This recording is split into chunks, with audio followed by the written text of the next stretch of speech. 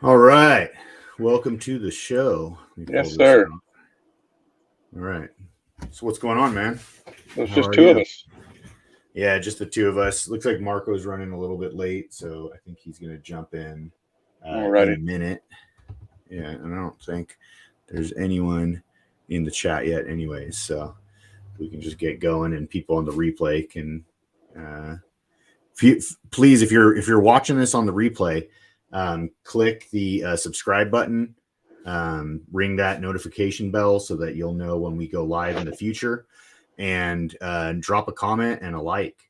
Help us defeat the algorithm so that we can get some more views and get seen more, and also just so that we can start building this community as an extension of the Facebook community that we already have going and have been going on for years, but that we can all kind of join up here live and chat with each other about the same stuff, the comics that we love from the 90s and comics today that are doing the stuff that we love in a 90s style or in a bombastic way that we like. And so today's topic, we're going to be discussing Image Year One, which basically is April of '92 to March of '93. Yeah, and so 1992, and I think we're just going to stick to 1992, right? Like not the whole first year, but just the book from whatever y'all want to do. I put the whole year on that list. Okay. Yeah, so it's up to you. Yeah, it might be easier for going forward, to do year by year. Yeah, for just this first year would be kind of short, but after that we can always go January, December. Okay, so maybe that's a good idea. I'm going to see if I can pull up that tab with the list on it so everybody watching can see the same thing. Here it is.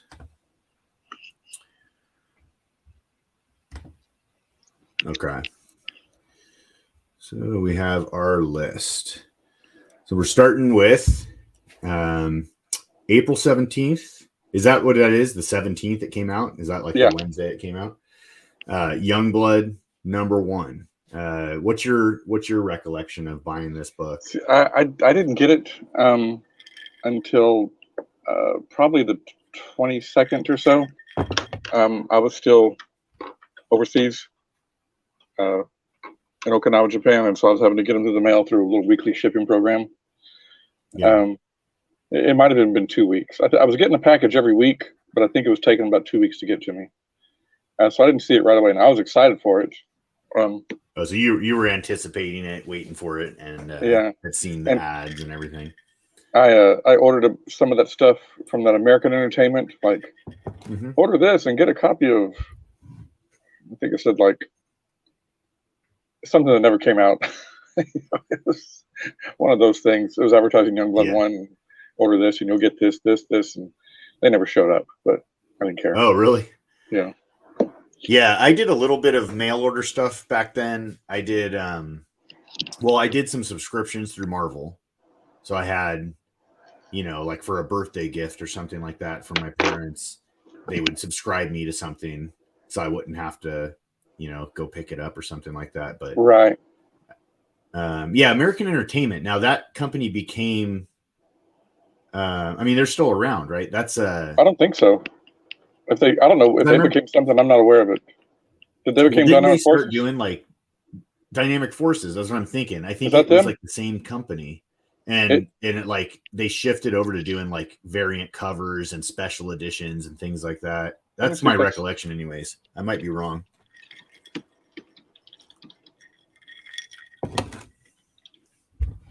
Yeah. But like I said, my recollection of it, I said on the last stream, is I was a little late to the game because I hadn't found a comic shop yet when Youngblood #1 came out. And I was just behind on the news. When I finally did find the comic shop and they started showing me, I think it was probably already at like #4.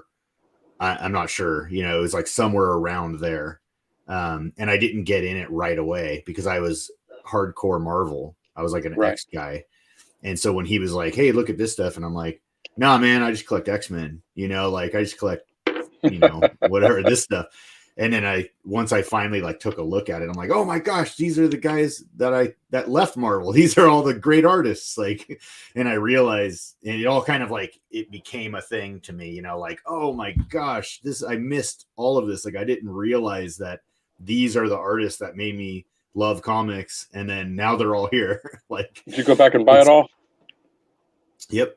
I went back, and there was back then, I grew up on the San Francisco peninsula, and there was a lot of comic shops actually back then in the area, but they were spread out up and down the peninsula. And so there was one called, because the comic shop that I went to, their back issue bin was like maybe like three long boxes worth of comics. It was nothing.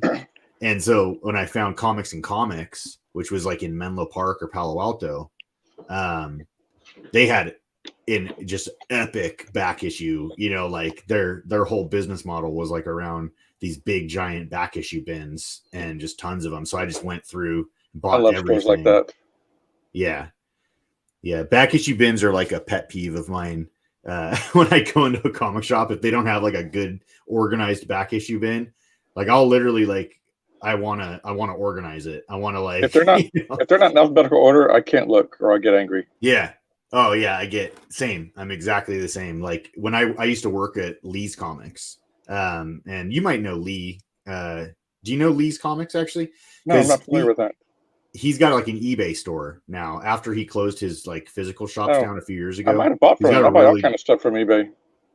Oh yeah, you should check his store out. He's like Lee. His name's Lee Hester, and I worked for him back in 2002, 2003 at his shop, and he's like a connoisseur. He's like a record collector, a comic collector, and he only wants to deal in like high value items and really nice stuff. And like, he doesn't want to sell stuff that's like damaged and beat up. He's a really good dude, and a serious collector.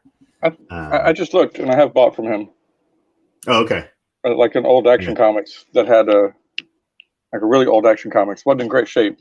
Oh, really? Yeah. It wasn't in great shape. I knew it wasn't in great shape. But you knew that, yeah. Yeah, because it was a comic from like the '60s, and it had Supergirl in it. And I was trying to get some of her early appearances, and I think it was like $7.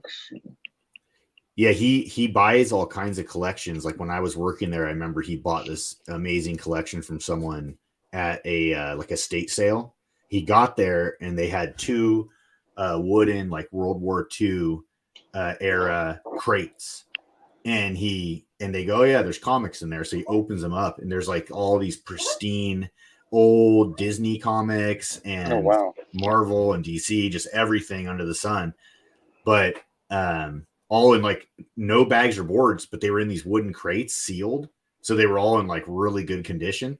So he goes, what do you take for them? And the lady was like, oh, how about $50 or something? Well, he was like, no, like, you don't understand what you have here. Like, this is worth way, way more than that. She's like, well, I just sold one of them. And he goes, no. He goes, I'll buy these other two off you. He's like, but you can't be selling these for $50. He's like, I'm going to give you a fair offer. So he made some like fair offer to her because he knew he would make so much money back, and he didn't feel like scamming her. That's cool of him. He's a good guy. Yeah. But he could have walked out of there with all that stuff for really cheap. Yeah, okay, so it was in October of '92 when my daughter was born with the heart issues. And like I said, immediately on day 3 of her life, they flew us to California. And so I got there, and there's all these comic stores, and the whole big Image hype was still going on. Yeah. And I'd walk into a store, and I remember it was, I can probably tell you the date. Let's see, October 23rd. No, October 30th. They had Wildcats 2 and Spawn 5 when I walked in. And I was like sitting there going, I already had them coming in the mail, but my books were coming late. Because I'd already ordered them. You had to pay in advance through that thing. But I would have bought them anyway. So like for 3 months, October, November, December, I had 2 of everything because I was buying it there. Yeah. I actually just stopped by the comic shop on the way home just now, and I picked up the new Wildcats #1. Oh yeah, I have that in my box. I haven't been there yet. I got the Jim Lee cover though. I almost did, and I put it back. Really? Wasn't that good? No. Yeah, look at Spartan. When you look at it, I was like, ugh, like it's a weird look. But I know I'm not gonna like you this know, comic, but I got it anyway. yeah, you're not gonna like it. I mean, the art looks good. Actually, Segovia is a good artist. yeah, it's good art. It's really good, but it's I don't like the grifter redesign, of course. If that's what that is, I'm assuming it's the same guy and everything, right? I haven't followed over the years, so I don't And know. I don't know if you saw, because everybody's like, "Where's Maul? Where's Maul?" Well, he was in this week's Flash. Oh, this is weird. There's like a. Oh yeah, did you see the '90s rewind covers? So this week, a bunch of I saw this one from Marvel, right? From Marvel? No, from DC. Oh, DC okay, DC. did. Yeah, so this one, I Am Batman. Let me see if I can pull up the cover online and share it. It actually almost made me buy it, but then I opened the book. It's got a Joe Quesada cover, like with Azrael jumping over Batman over some flames. Oh, I did see that cover. Yeah. Yeah, it's I Am Batman number 15. Did you see on DC.com they had him listed as Joe Quesadilla? Oh, really? It auto-corrected somebody. Oh, that's great. Yeah. I Am Batman. Okay, let me see, number 15.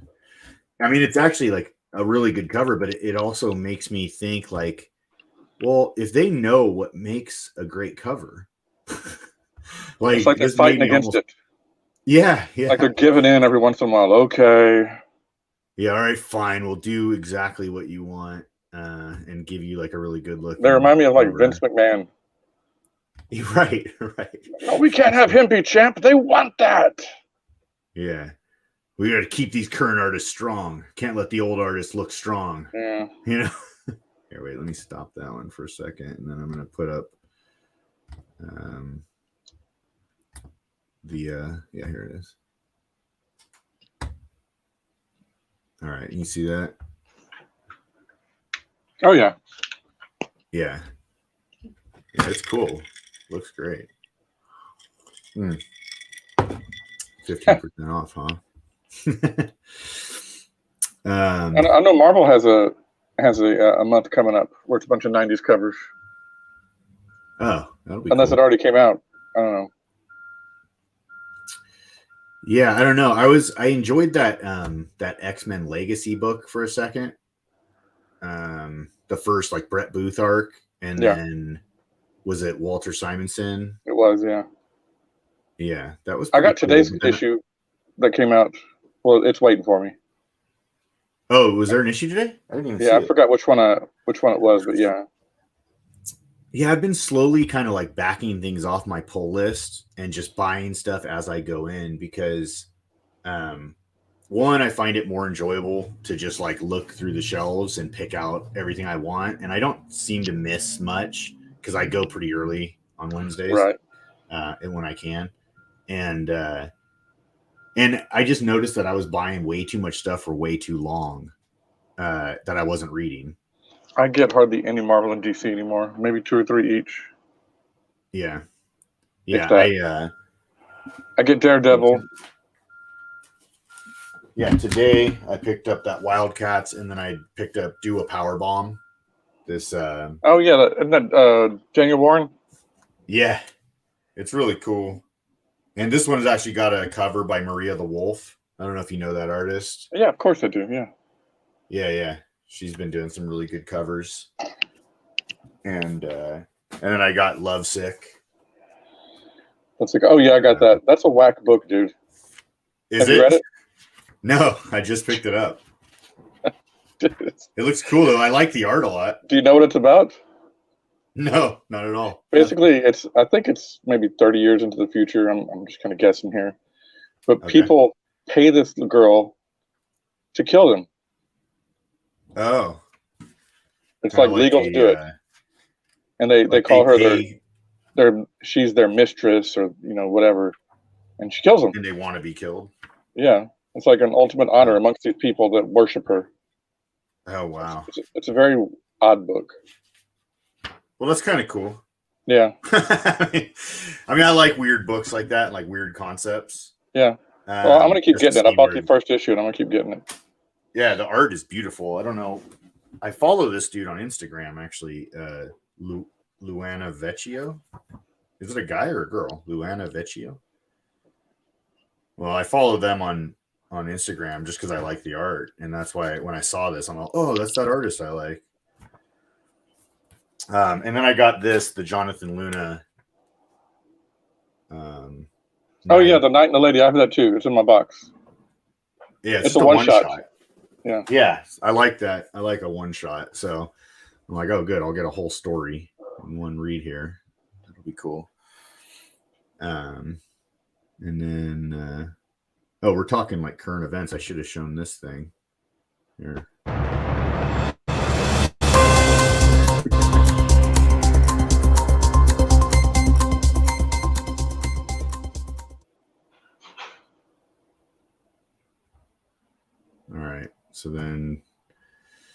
All right. So back on topic. Oh, yeah. I picked up that Death of Superman. That's on topic. The Death of Superman anniversary special. I got that today. That's in my box. I saw that. Is that I didn't flip there was actually through it or anything.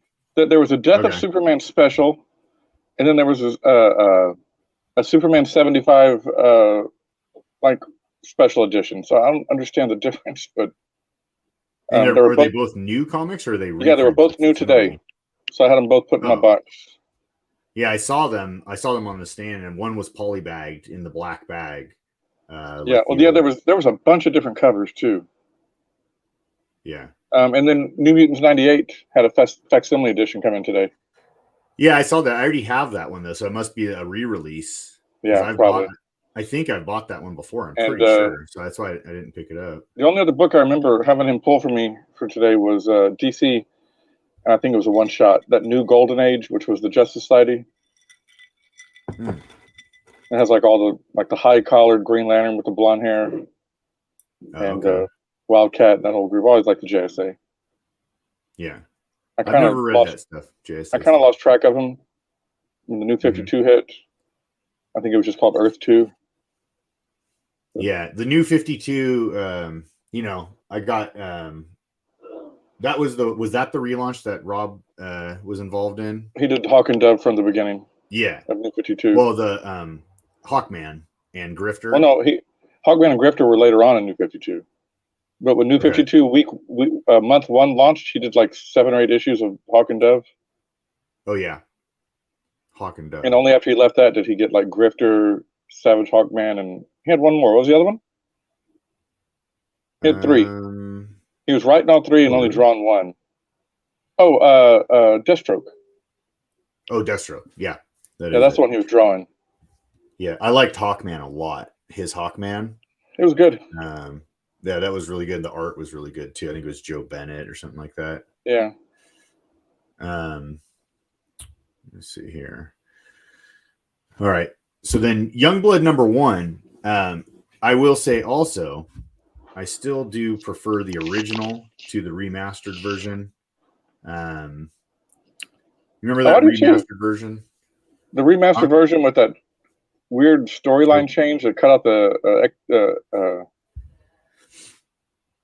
what are those guys' names? The Fragadrew. The Berserkers. Yeah, cut them out of the story. Oh, did it? The remaster cut them out? Yeah, they the remastered. They weren't even in it in the remaster. Yeah, and then there were a few extra pages. But then there was a couple panels here and there that stuff just kind of didn't 100% make sense. I mean, the remaster was fun. It was definitely fun. I think I have that oversized edition of it. Yeah, it was fun for what it was. But, I really did like the Berserkers' involvement in it, in the original storyline. Yeah, so we had Youngblood 1 come out, and then nothing in May. Like nothing. Nothing else, yeah. So it was like 5 or 6 weeks before another book came out, Spawn. Yeah, so I was telling you, I reread Spawn #1 in anticipation of this. And I just I forgot how cool it was. Like, Spawn 1 through 50 I collected. Those are great. And yeah, those are great. It's a great story, the whole countdown clock and all that stuff. I have no idea where that's at now or like whatever happened, because for some reason after number 50, I stopped picking it up.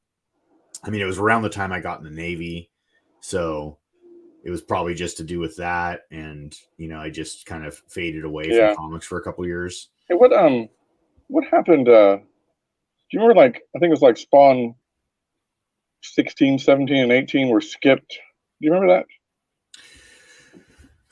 Yeah. And he came back and released them like a couple of years later. What was the deal? Skip up to like 23 or something like that?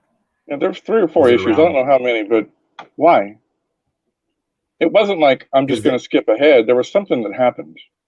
I think it was like he wanted to stay on track with what had been solicited or something like that, and so he went to the number it should have been at, and like caught himself up or something like that. Okay. And then went back. I remember something very vaguely. It rings like a very faint gong about that. And so you know, in the that video, what's it called? The Image Revolution. Yeah. Okay. So in that, I remember Silvestri saying, he goes, and Rob went first. Rob was like, I'm all in. I'm putting out Youngblood, you know, in April. He goes, and we were all kind of sitting around watching, and then the numbers come back, and we're all like, hey, this is going to work. And it almost made me wonder if Silvestri didn't wait to see those numbers to even start drawing Cyberforce. Right. Like if it was going to be crappy numbers, was he going to go back to Marvel or something, you know? Right. Because the way Cyberforce came out so late compared to everything else. Well, and then Wetworks was like 2 years later, right? But everybody knew what was going on there. Wills had left the country and gone to take care of his sister in the Philippines who was suffering from lupus. I think she eventually passed away. Okay. So he had to just be away. Yeah. What did Youngblood number 1 sell? I think it was a little bit over 1 million. Yeah, that's what I remember hearing, or what I've heard over the years people talk about. I was seeing if I could. What's that website? Comicron? Yeah, something like that. Yeah, Comicron.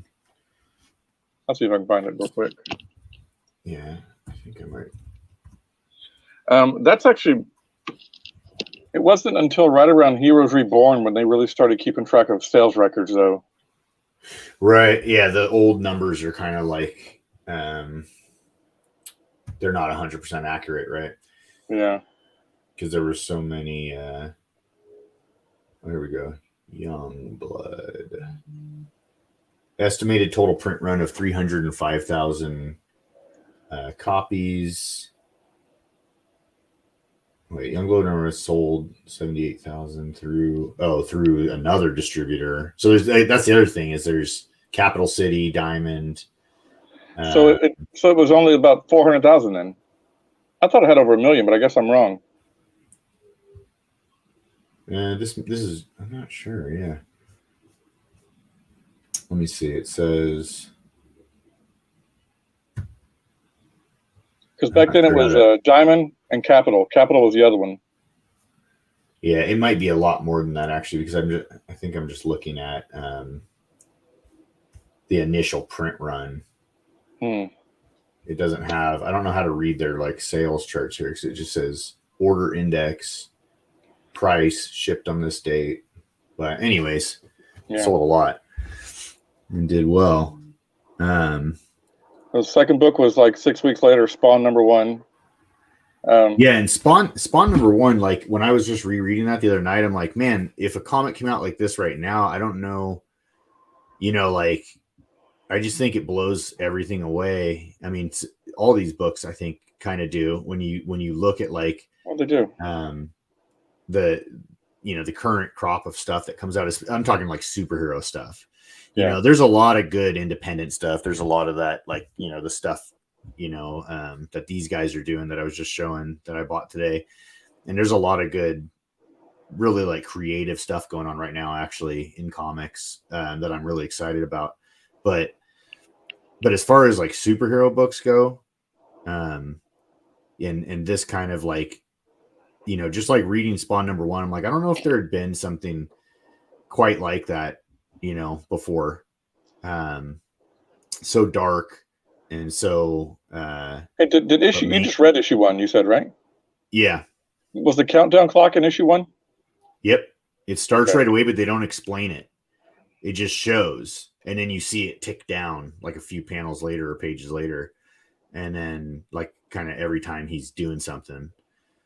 And it kind of had that same vibe as like, you know, to me, like I always lump like Spawn and the Max together because they were these like self-narrated kind of like introspective.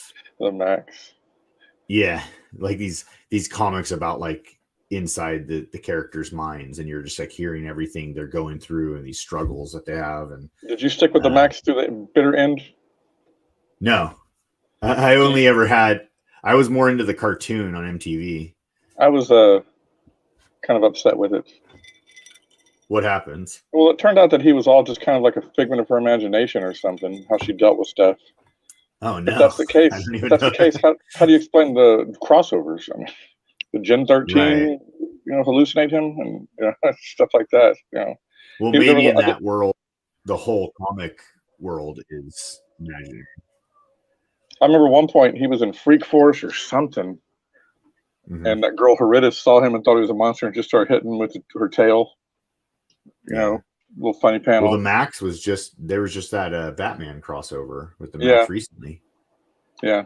I don't know. That might still be going on. It was something like she had like seen a dead bum in an alley, and he was just laying down, and there was like a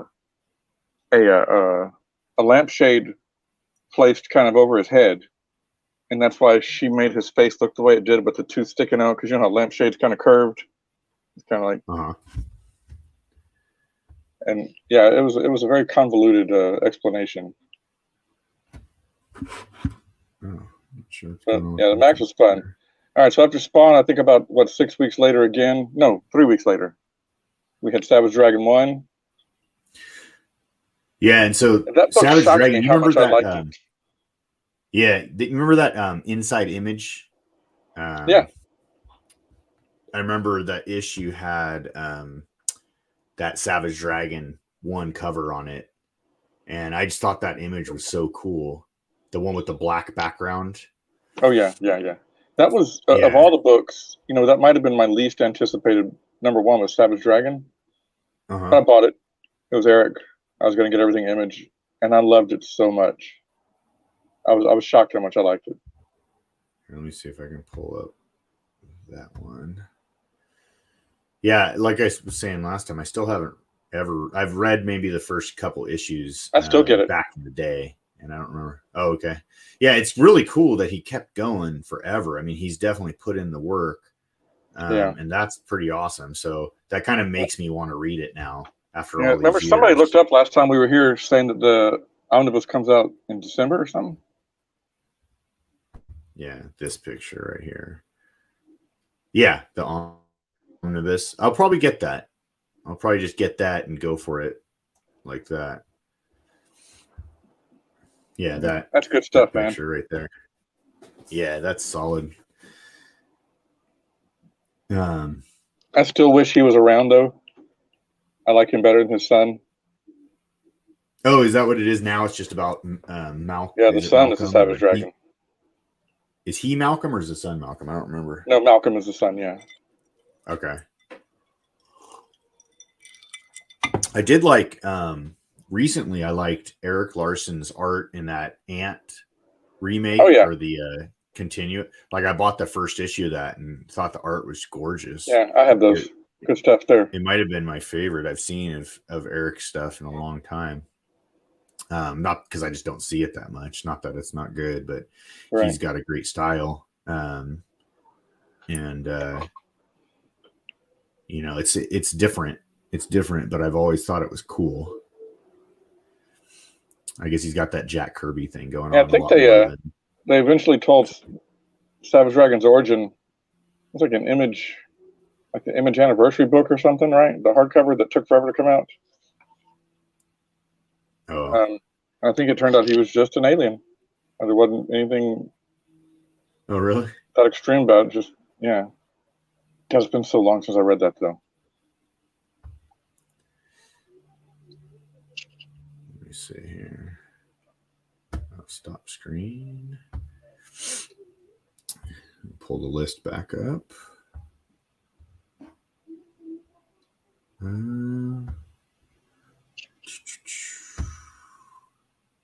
Okay.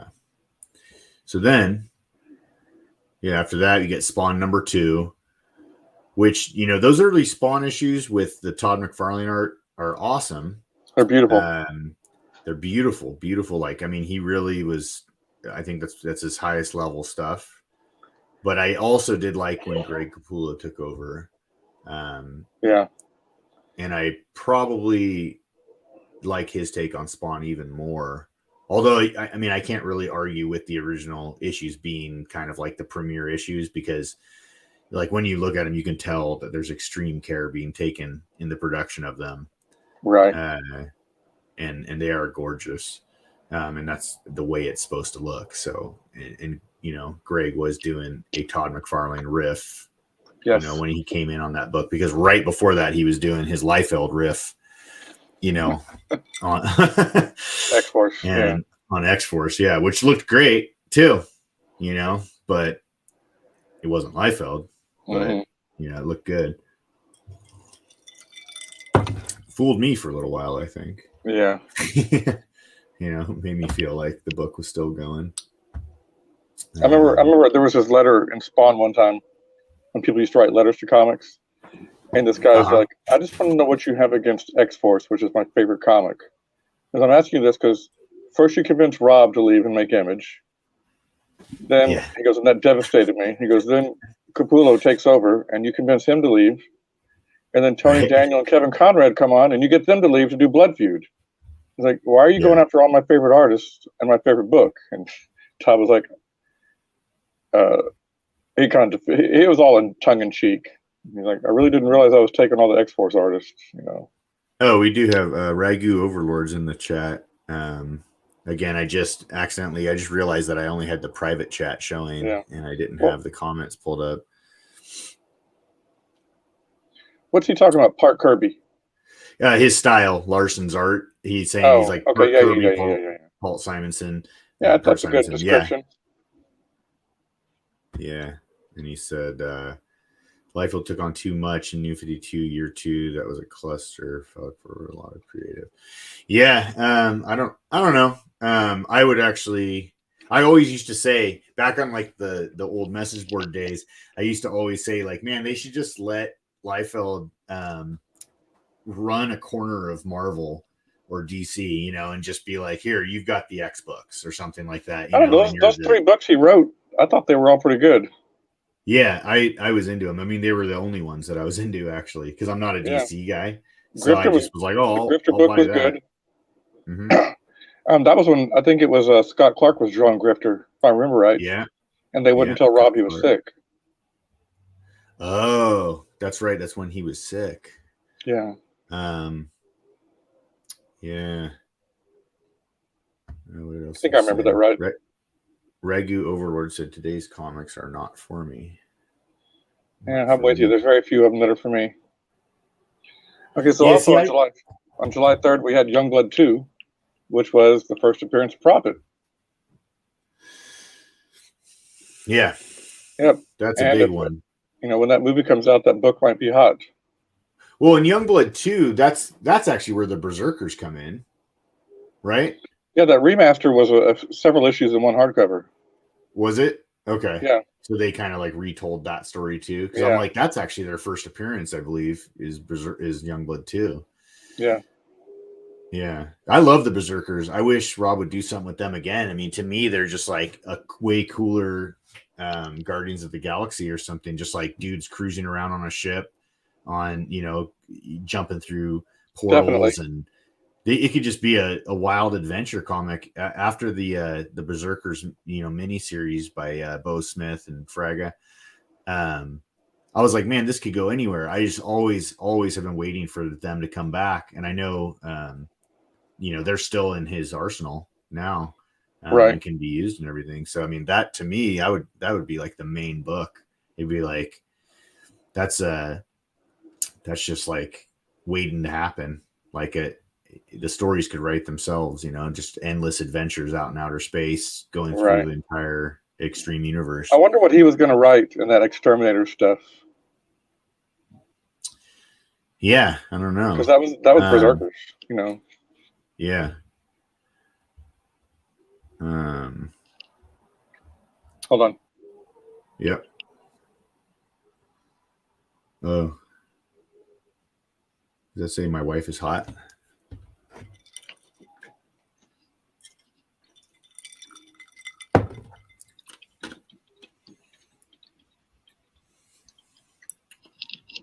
Oh, here. I didn't show this one yet.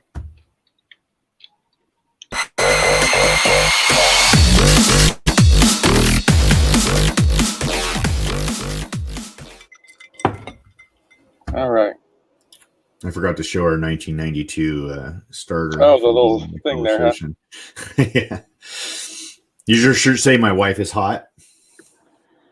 What's that? Oh, it actually says Sure.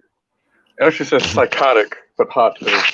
Oh. I don't know if it shows up good. Yeah. The rest of the letters Psychotic. are small cursive. Yeah. Yeah. So Youngblood 2, that was a good issue. That was a great issue. Yeah. The like I said, the first appearance of Prophet, which that book might get hot. You know, once that movie starts really getting close. Yeah. Yeah. Jake Gyllenhaal and I think before we go any further, I think we should writer mention of 300 or something. Yeah, I think we should mention Carlos Pacheco's passing. Yeah. You know, Rest in peace. He was a seminal '90s artist. Great stuff. Absolutely. Yeah. He was all up in there in the X-Men. Yeah. Avengers Forever. I mean, just, yeah. I loved his stuff. Even his early 2000 stuff. Was it Ultimate Daredevil Elektra? That was so pretty. Oh yeah, the Ultimate stuff. Yeah, he did a lot of stuff, and then he had that initially. It was like that Joe Mad style, but then he really became his own artist, and took off from there, and cemented himself. But and then Wildcats #1. Yep. Wildcats #1 is a really good looking book. Like the art is really nice. But as far as like the story and stuff, it never really captured me, I guess, the early Wildcat stuff, because I didn't keep buying it, keep reading it or anything like that. I was a big I did like the whole Dan Quayle stuff. I thought that was cool, but they never went anywhere with it. Yeah. They kind of just forgot they wrote about that, I don't even remember it, actually. Oh, I think it was the final page of issue 1 showed that Dan Quayle was a Damonite. Okay. Yeah. Vice President of the United States is a Damonite. And never really followed up on it. Not really. No, I don't think so. Yeah. Now there's a ton. I mean, there's a huge, Wildstorm fan groups and just like people who love those books. But and I obviously, like, it's an iconic book and an iconic, cover and everything like that. But this new Wildcats book that's out here, I don't think it's going to make any of them happy. Oh, it's not. Yeah. I don't know who this is for. Like when they do like a relaunch of a 90s property like that, I don't know who they think it's for, when it's like an updated kind of boring-fied version of it, where it's like, all right, let's take all their character designs, let's make them really like they're modern. Definitely not aiming at their target audience, that's for sure. No. And to me, the strategy would be aim at the target audience, get them talking, and then word of mouth will spread and people will go, oh, this is actually like a legit sequel. People, the real fans, the people, the core audience loves it. When Wildcats 1 hit, that was what, 6 months in, April, May, June, July, August, 5 months in to Image. There was still lines wrapping around, for new release day. At least where I was, where I was at, because like I said, I hit these states in October and it was happening. So at this point, I imagine on the day Wildcats 1 came out, there was hundreds of people in line at comic stores. Yeah. Limit 1, Limit 2, whatever they put on it. Fun times, man. Yeah, and then Brigade #1. Right. Marat Michaels. Yep. And I would always, back then, me and my friend who I collected comics with, and we had it's cool. We had so in his house there was like a attic area, and no one was using it, but it was like walled up and everything. It was a good, nice attic space that you could like hang out in, and there were some couches up there and stuff. And his parents let us turn it into a comic book room. So we put posters all over the walls. My collection was actually at his house, and both of our collections, we each had like a side of the room, and we would go up there like every day after school, hang out in the comic book room. We'd smoke cigarettes out the window so his parents didn't know, and like do all kinds of stuff like that up there. Just why'd you keep your stuff in his house? Because we just had that clubhouse. Oh, so I see. Okay. We were just like, all right, cool. We have a comic book room. So then I brought it over there, not realizing that people were going to steal books from me that came to visit him and stuff like that. And I ended up getting a bunch of stuff stolen from me that I had to like, get back later. Yeah. Don't you hate that?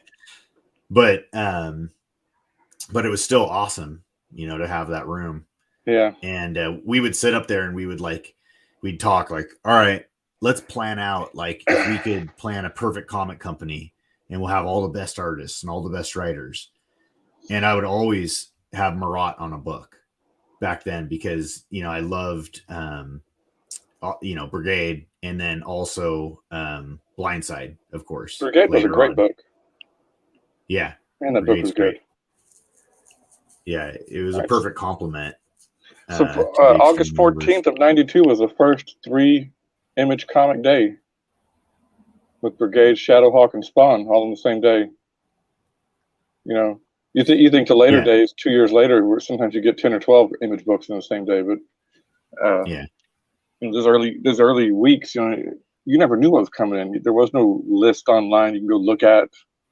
You just had to go in your store and see. Yeah, just see what's coming out. Yeah. Did you get into Shadowhawk? I bought them all. All of them. Yeah, Shadowhawk was fun. Here's a fun fact. Shadowhawk 1 actually outsold Cyberforce 1. Okay. Now that, I think, is due to nobody thought it would. Okay, it was Silvestri doing a book by himself, but I think that's due to Silvestri not capitalizing on the fever.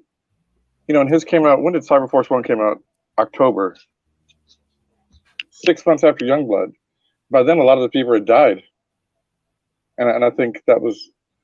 I think had it come out at least on the same day or earlier than Shadowhawk, it would have sold more, or within the same month of Shadowhawk. But at that point, everything dies down. You know what I'm saying? Yeah. Yeah. And then Spawn 3 came out that day. Well, speaking of Shadowhawk was a fun book. The whole cracking the backs, breaking people's backs, that was so violent. Yeah. And the cover's iconic. To me, that's like when I see that cover, I'm like, oh, that's, original image. Oh yeah. Like I look at that and I'm like, yeah, like that's when stuff was cool. It's like they could put up something like that, and it's like this iconic kind of just very simple image of just like the head. I was not a fan of was it HIV or AIDS? Yeah. Shadowhawk. HIV? I'm not. Yeah. HIV. I think. Yeah, I wasn't a big fan of that. Like I don't ever like when they put that into a comic. I don't need that in a comic. A lot of people really liked it. Just wasn't for me. But I still read every issue. I don't know. Maybe there's already been a comic like this, but I had an idea for a comic at one point that was just like a character who, was sick of something and ended up getting a bunch of pain meds, and then realized that if he just took like tons of pain meds, he could go out and fight crime while he was like doped up. All right, I'm going to do that tonight, Mike, and I'm going to tell everybody that you told me I could. You can. I'm not going to do it. It was just an idea I had. We have like 7 different ones lying around here that we didn't use. Oh yeah. No, I'm going to try it. Yeah, just get doped up, go out. One up in the ER, I'm just going to have your name on a piece of paper in my pocket. Right. Right.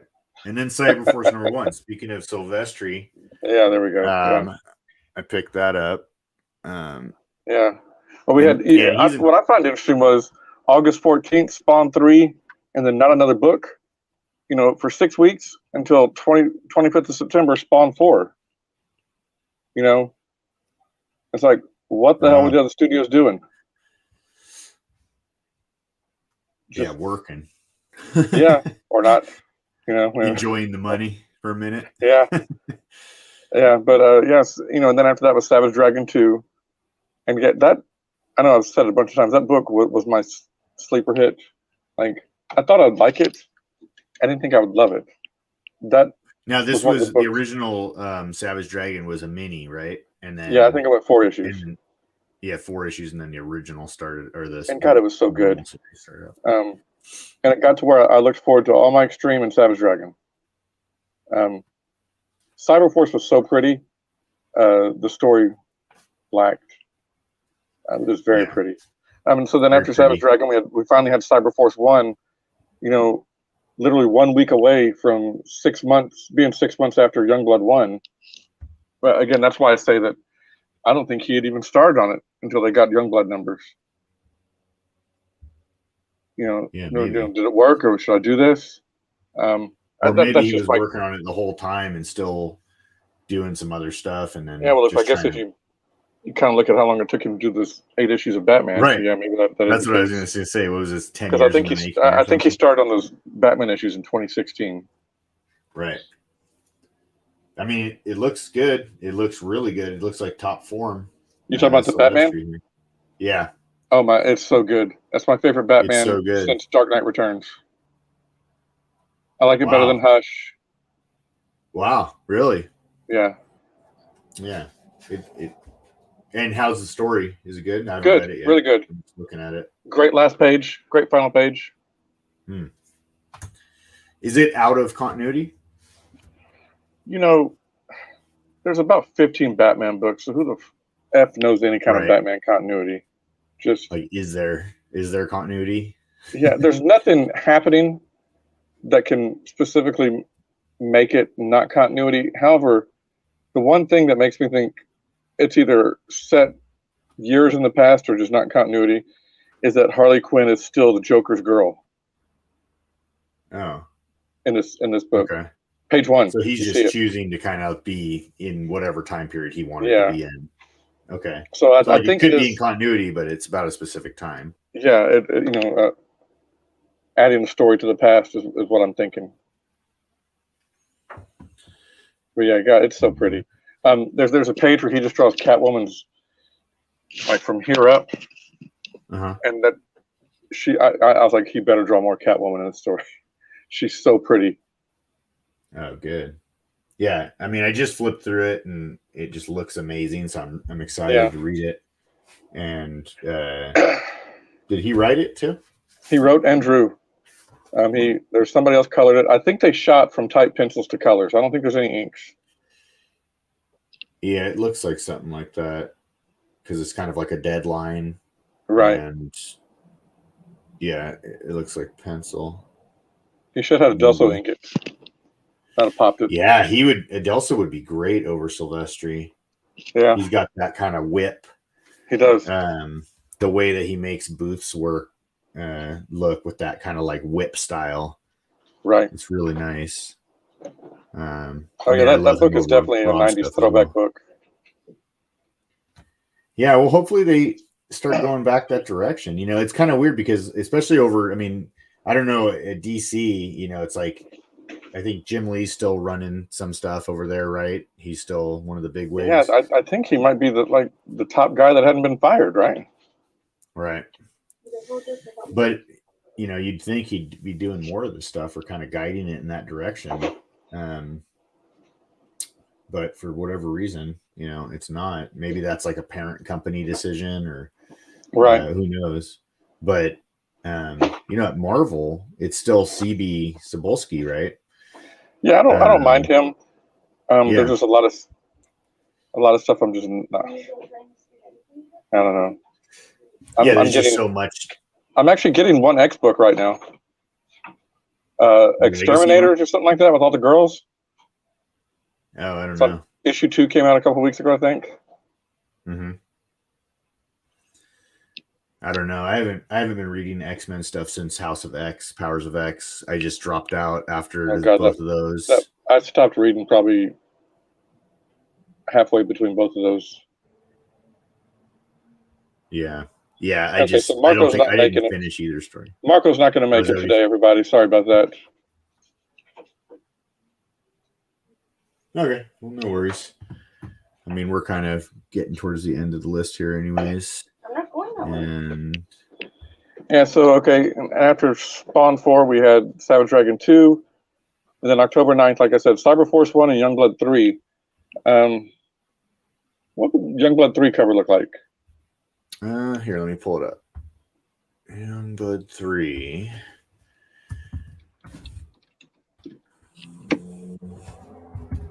I'm going to see it and go, oh, of course. But, oh, yeah, Supreme.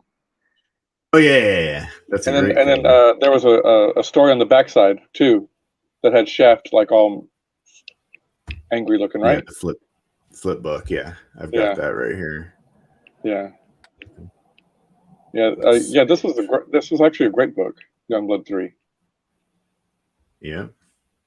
In fact, I just kind of looked through it the other day online, but I need to pull out my I have two long boxes of just Liefeld books. Do you buy any books like more than one cover? Like more than one copy? No. Sometimes, yeah, like if I find books at a good deal, I kind of have a hard time not picking them up. Yeah. Especially if there's like a bundle or something, because I just figure like, well, maybe I'll give them to somebody, or I don't know. I just buy them. I don't know why, but not in those boxes. Those are the boxes that are, categorized, and that's my actual collection. Let me share the screen. Yeah, I feel like I'm a pretty different collector to most people because I just buy stuff I want to look at a lot of times. And like, I'm way, way more into I love good stories, and I love a good story. And that's why I collect a lot of the like independent stuff and, some of those guys, because I like reading their stories, but the art maybe isn't like exactly my thing. But like books where it's a good artist, I'll just buy the book and then just look at it. And I just like looking at the art and seeing the fight scenes and checking out everything that's going on. And I'll read it, but I don't retain a lot of like what's going on with the story. I just don't really care. I'm more just looking at the art a lot of times. So I think I'm just different in that way, because I hear everyone talking about the stories and, like they remember every little detail of it and everything like that. And I'm like, yeah, I just remember it looked really cool. Like for certain, artists, because I don't care what the story is. I'll buy it if they're drawing it, kind of thing. And then after Youngblood 3, we had Shadowhawk 2. I remember that cover where he's kind of standing in an action pose, like he's protecting 2 kids. It seems like there's some fire around him. There's that Shaft, the flip. Oh yeah, 3. Yeah, and this is during a period of, like, I really like this period of Rob's art. I'm assuming, I don't know who colored that, but probably Kiko, or right. I think he's inking himself here. Oh yeah. That's, unless it's usually Danny on covers. Mickey. I think he did that a lot. Yeah, I think this period would be Danny Mickey though. And then Brian Murray coloring. Well, Brian Murray did a lot of good coloring too. Yeah, he did. Yeah. I was just looking at something he colored the other day and thinking how good it looked. It was like all these bright pops. I think it was maybe an X-Force issue or something like that. He colored some X-Force, I remember that. Yeah. Some of the early X-Force issues, and I just liked how bright and poppy he made everything. And then he went on to do Supreme, right? Brian Murray? That's right. Good stuff. Okay, so then we've got, let me pull up the list again, make our way through it. And so then we had, like I said, we had Shadowhawk 2, which he was still fighting that guy Arson. Okay. After that, October 23rd, we had Brigade 2. That was a fun book. Some more Marat.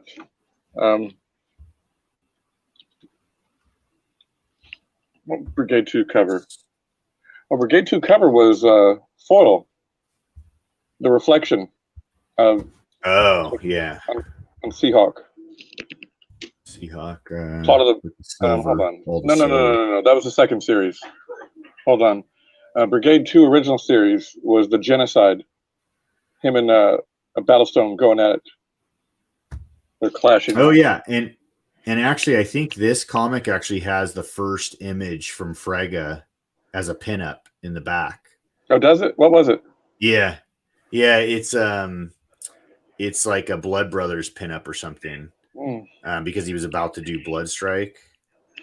And they had the coupon for Image Comics 0 in there. I remember that. Oh yeah, maybe. I wish I had pulled that up, but yeah, I think this issue has like the first extreme or professional work from Frega at all. And there was 2 trading cards in there. In right Brigade before 2. Youngblood 0. Yeah, Genocide. Oh, I didn't share that screen. I was looking at it and I didn't share it. Yeah, I would have. Yeah, next time I'll definitely put together like the slideshow again because it's just easier to pull stuff up that way. Right. Yeah, as we get deeper into Image releases, there get to be more and more like gimmick covers. Like the next week after this, there was a Spawn 5, which Spawn never had gimmick covers. Spawn 5, he was crouched on a tall building, kind of looking down, almost like in a Spider-Man pose. But also on October 30th was Wildcats 2, and that had that silver foil cover with all the little squares all over it. I'd say squares, but maybe circles. I'm sorry. I just looked it up right now. I don't know what's thinking in my head. It has like Void above everybody, and all the rest of the Wildcats behind her, and there's all the little circles, and it was a beautiful cover. And the further you get into the Image, the more and more covers you get like that. Yeah, look, it's selling for $40 here. That Wildcats? That's silly. That's what the link I just clicked. Yeah. And that's just like, is it graded? Let me see. No, it has to be graded. You can get that book for $3 or $4 easy, if not less. It does. Yeah, it says 9.8. Oh, it says 9.8. It's graded then. Okay, that's why. Yeah. Yeah, that was Wildcats were always pretty. Always had great covers. Yeah, I mean Wildcats. I mean Jim Lee. You know, this was still peak Jim Lee right here. So here we go. Pull up this page. So you can see a bigger image of it. And Wetworks 2 had like a little preview for Wildcats. I mean, not Wildcats, Wetworks in it. Like 4 or 5 pages. Yeah, I mean, and these then characters are so cool looking. Yeah.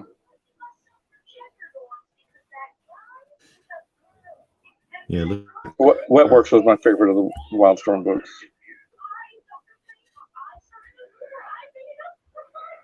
Really? Yeah. Wills was just so good.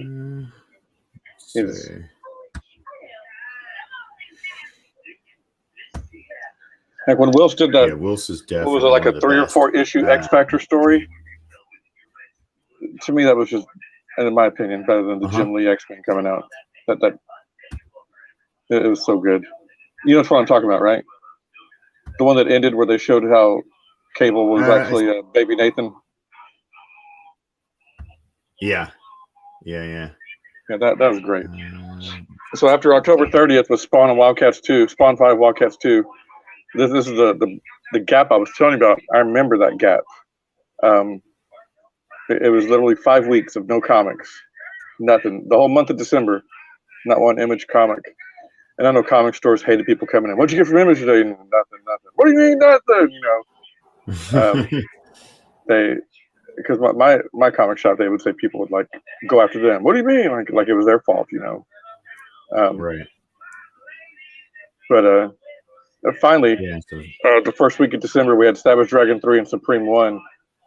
Oh, yeah. Supreme Run was like nothing I'd ever read, really. Yeah, I love Supreme. I love the early Supremes. Angry Superman, Oh, it's the best. Yeah. Yeah. That's the best Supreme. I mean, I don't think I'm in the minority actually that likes the original Supreme better than the Alan Moore Supreme. Oh no, I like it better too. Yeah. The original Supreme is such a cool concept that was ahead of its time. Yeah, and Savage Dragon 3 that came out on the same day. If I remember right, had Youngblood in it. If you look at the cover, I don't have it in front of me. I think Badrock is kind of behind him, maybe. To which Savage Dragon 3. Let me pull it up. Hold on. Yeah. Savage Dragon number 3. Oh yeah. Savage Dragon versus Badrock. Let me see. And so that made that. Like I said, I was already digging Savage Dragon a lot. And then when I saw that, I was like, "Oh, that's awesome!" So it went on the top of my reading list. I was still getting a lot of Marvel. One of the things. Go ahead. I was still getting a lot of Marvel at that time too. Yeah. It took me a while to drop a bunch of Marvel. I was hard-headed. Marvel. Yeah. I mean, And this is the final month of the year. What we're down to, which I guess is good timing. We're at about the 1 hour mark right now, I believe. Savage Dragon 3 had and those early issues of Image, they always had guest appearances. It was so cool that they were showing how they were. Yeah, well, that's what I was going to say when I was reading Spawn #1, and they mentioned Youngblood, and there's it's like so cool because when you read that, it's just like it ties the universe together. There's nothing like that at Image now. Of course, like a shared universe. And how they made the original. How Chapel was the original person that killed Al Simmons. Yeah.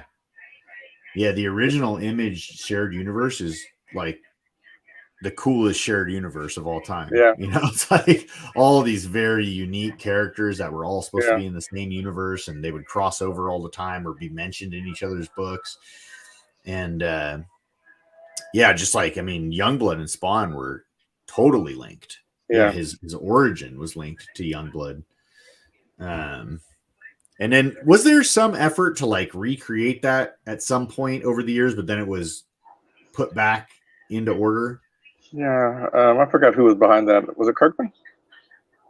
I don't know. I feel like it was like rewritten at some point that like Chapel didn't have anything to do with it. No. Okay. Yeah, you're right. Chapel is no longer the guy that killed Jessica Priest. I mean, right. They killed Spawn. Jessica Priest is. Yeah. I thought that. Now that's still the way it is now. It hasn't ever been put back. Yeah, they've not put that back as far as I know. I know what you're talking about. Put that. You know what? Let me see. Because when I was reading Spawn, I was reading it on Comixology because I didn't want to dig through my boxes, and I actually just like signed up for a free trial of Comixology because I don't read books on a screen like that. But I just wanted to check it out really quick. So I pulled it up, and it, I was kind of surprised that it said Youngblood in it. I thought that had been like, removed. It's still Jessica Priest as of 2020 anyway. Okay. So I wonder if because like some things obviously are still there, like there's mention of Youngblood and stuff. So yeah. I don't know how they told that story, or if they just said, oh, it was a case of mistaken identity or what, or if they actually just like, erased history. Yeah, I don't know how they explain. I remember I bought those issues where they changed it from Chapel to Jessica Priest, and I don't remember how they explained it. Okay. Yeah. Yeah. Yeah. So much has happened over the years. Second week in December of '92, we had Spawn 6 and Youngblood 0. Youngblood 0 was that issue that had Battlestone in it, right?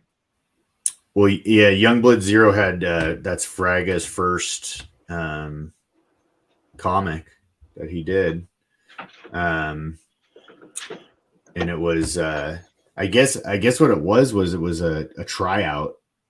Like there were like tryout pages that he did and was submitting, and then it was just like, oh, let's use these. They're good, like Yeah, let's turn these into a book. I like Youngblood Zero. That was a fun book. A lot of times Zero issues aren't good. Well, and that was kind of like the birth of Zero issues, wasn't it? Was there a lot of Zero might have issues? Been. I don't know if there was some before that, but yeah, that if anything, it was the first good issue Zero. Right. Yeah. It was like, oh, there's like an opportunity here for every book now to have a Zero issue. I had forgotten Fraga did that book. Yeah. Yeah. And then rounding out the rest of December, we had Shadowhawk 3, December 18th, and Wildcats 3, December 24th. I'm trying to remember Shadowhawk 3.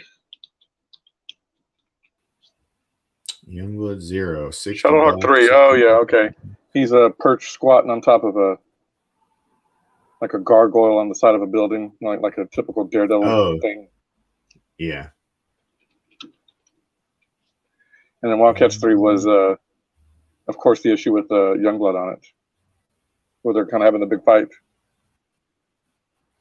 I don't know if you remember that, but oh yeah, no, I don't remember. Yeah, it's a good cover. That's the thing is, in order to remember all this stuff, I would really have to go read through all of it again, especially because it was at a time when I was so young, and right. I mean, I was 12, reading this stuff. So I just loved it for what it was and the art and everything like that. Here, I have it up in front of me now. Yeah, they have the Wildcats, and for Youngblood they have Maul kind of going after Bad Rock. Warblade is in the back of Maul. Voodoo's fighting Chapel. Combat is fighting Zealot. Grifter and Shaft. Diehard and Spartan. I guess that's everybody I got. Oh yeah, big battle scene. I just pulled it up. Yeah, that was a fun book though. Yeah, it's kind of surprising like how few books came out just during the first year, I guess. But I mean, I guess that's a lot for a startup company that's just getting going. Yeah. And then if you look, because you know how it went through March, you look in March, then all kind of books start coming out. Like that was the month when they just started finally having release after release after release after release. Look at that. It just, March just blows up. Oh yeah. See, you know what? This might be when it might have been like right here, because these books, when I'm looking at these books here, like Pit, Max, Supreme 2, Youngblood 4, Darker Image. Yeah, this is like when I discovered Image right here. This is when I jumped over to the other side of the street. Yeah, and I jumped over, and I was like, "Oh my gosh, this is it." Darker Image. I mean, I guess we'll talk about that when we do like nothing will ever recreate those days though. Nothing. Yeah. I remember mid 2000s, I think it was. There was a group of artists, maybe late 2000s. Before we hit 2010, though, there was a group of artists that were talking about starting their own company up, and they all chickened out. Who was that? Like it was like big guys at Marvel. Chung, Copiel, yeah. McGinnis. I don't remember who else, but yeah, maybe they could have done something. I don't know. They did have some heat at that time. Finch was one of them, I believe. Yeah. Although Finch is part of it, I see him as like part of kind of original Image too, with Ascension and all that stuff that he did. Just because he came in at the tail end. Yeah. Of, like the hottest period. Those first few times I saw some Finch stuff from Top Cow, right? Yeah, Top Cow. Yeah. Boy, he drew some big heads. Oh, did he? I'd have to go look back at it.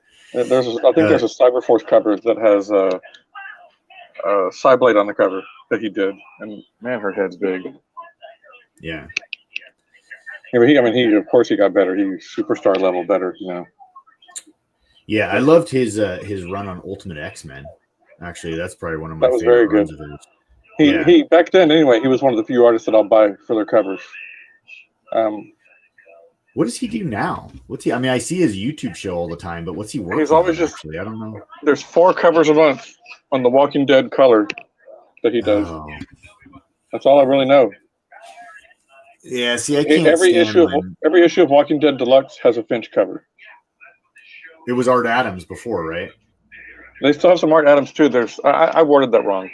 It comes out every 2 weeks, not every week. So there's 2 Walking Dead Deluxe covers a month by Finch. Art Adams still does some.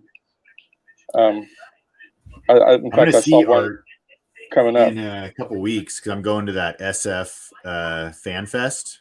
Oh, fun! And Art's going to be there. It's actually got a pretty cool lineup of artists. Like, yeah, Joyce will be there, and then dude, you need to get her to draw for you. I have some from her. I've got some Winona Earp.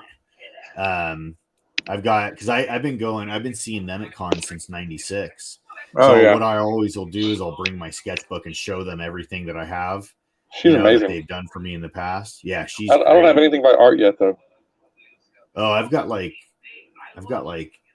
7 or 8 sketches from Art. Yeah, because I got my first ever one from him was an Incredible Hulk, just a headshot back in '96, and I've got that in a sketchbook, and then he did The Thing, and then I've just gotten, and then he started doing a bunch of Batman stuff every year that I would see him in Oakland at the SuperCon.